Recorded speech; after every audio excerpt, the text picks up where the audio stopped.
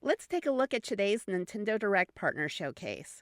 Since this is a partner showcase, this is strictly limited to third-party offerings, so no new Wave Race, Zelda, 3D Mario, F-Zero, Mutter 3, DS, and 3DS Virtual Console, or Animal Crossing.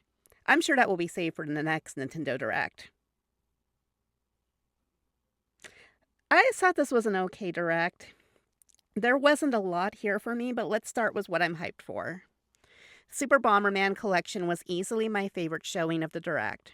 I love the Bomberman games. They're great party games, and these are all fantastic. Getting the Famicom Bomberman games on this collection is also a nice treat. Rave Racer. This is one I've never played before since my experience with Ridge Racer has been limited to what's available on consoles. So I'm really excited for this one. I'm also excited for the new Console Archives collection and getting Doraemon, Ninja Gaiden 2, and Cool Borders. Seeing Cool Borders on a Nintendo system is pretty weird, since it's so synonymous with PlayStation, but I'm all for any retro games getting modern releases. Resident Evil Requiem.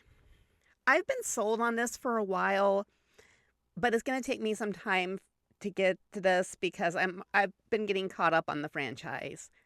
I stopped playing at Code Veronica and I need to get caught up on what I've missed, which is a lot. I will get to this at some point. I'm not really into the franchises Bethesda is famous for, but I'm up for trying Fallout 4 and Indiana Jones at some point.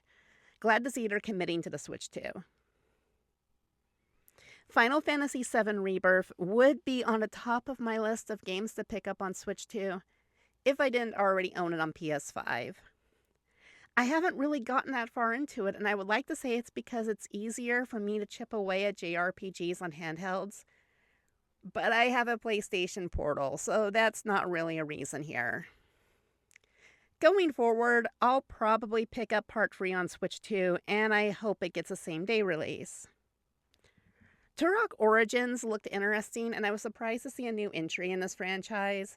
I know that the classic games got re-released at some point, but this isn't a series I've been into since Nintendo 64. So overall, there wasn't a lot I was particularly interested in. Orbitals looked interesting, but I'm not really into the 80s anime aesthetic. I haven't played Hollow Knight, but that is on my list of games to check out at some point, and it's good to see it get a Switch 2 edition. So, a couple of thoughts here. I'm still wondering when Call of Duty is getting released on Switch 2, since Microsoft made such a big deal out of supporting the platform when they bought Activision. There were also rumors saying the release was going to happen soon, so we'll see.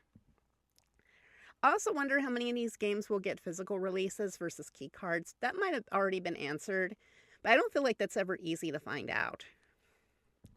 In summary, I think this was a good Nintendo Direct to show a decent amount of third-party support, even if that's not what moves the needle on a Switch. At the least, it shows what the Switch 2 is capable of. It also gave us the surprise of Bomberman and some classics coming to the platform. That's always welcomed. So, what did you think of this partner showcase? Is there anything you're looking forward to? What about any dream third-party titles on Switch 2? I know it's a long shot, but I want to see the Death Stranding games on Switch 2. Let me know in the comments what you think, and be sure to like and subscribe. See you next time!